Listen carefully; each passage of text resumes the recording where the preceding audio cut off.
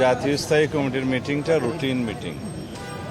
গত 11ই জুলাই হয়েছিল last meeting, আর আজকে রুটিন মিটিং হিসেবে হয়েছে। এখানে আমাদের বিভিন্ন ইস্যু ছিল, দেশের সার্বিক রাজনৈতিক পরিস্থিতি, তারপরে সাংগঠনিক বিবিধ ইত্যাদি আলোচনা হয়েছে।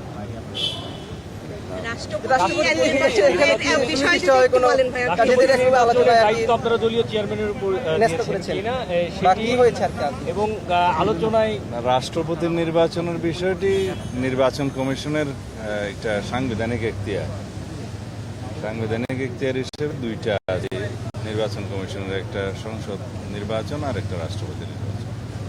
রাষ্ট্রপতির পদ শূন্য হলে মাননীয় স্পিকার অস্থায়ীভাবে ভারপ্রাপ্ত রাষ্ট্রপতি দায়িত্ব পালন করছেন। আইন অনুসারে 90 দিনের মধ্যে এটা রাষ্ট্রপতি নির্বাচন অনুষ্ঠান করতে হবে। তো সেই লক্ষ্যে নির্বাচন কমিশন তো ইতিমধ্যে প্রেসে বলেছে কথাবার্তা যে তারা প্রস্তুত আছে রাষ্ট্রপতি নির্বাচন আয়োজন করার জন্য। সেটা তারা তফসিল ঘোষণা করতে পারে। তফসিল ঘোষণা করলে দলের পক্ষ থেকে প্রার্থী কে হবেন সেই দায়িত্ব আমরা মাননীয় চেয়ারম্যান হিসেবে আমাদের মাননীয় প্রধানমন্ত্রীর উপরে স্থায়ী কমিটি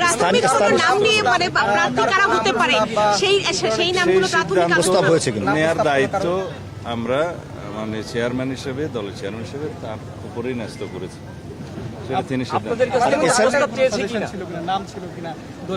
সেই সিদ্ধান্ত মাননীয় প্রধানমন্ত্রী নেবেন দলের চেয়ারপারসন হিসেবে।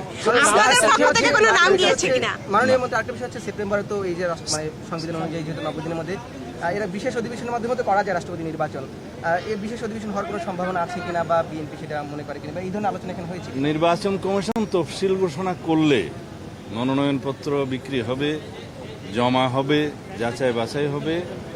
বাছাইয়ের পরে যদি সিঙ্গেল প্রার্থী হয় সেই ক্ষেত্রে আর নির্বাচন করতে হয় না। যদি একাধিক প্রার্থী হয় তাহলে জাতীয় সংসদের জন্য একটা বিশেষ অধিবেশন আহ্বান করার নিয়ম আছে। সেটা মাননীয় স্পিকারের সাথে আলাপ করে নির্বাচন কমিশন সেই দিনটি ঠিক করে।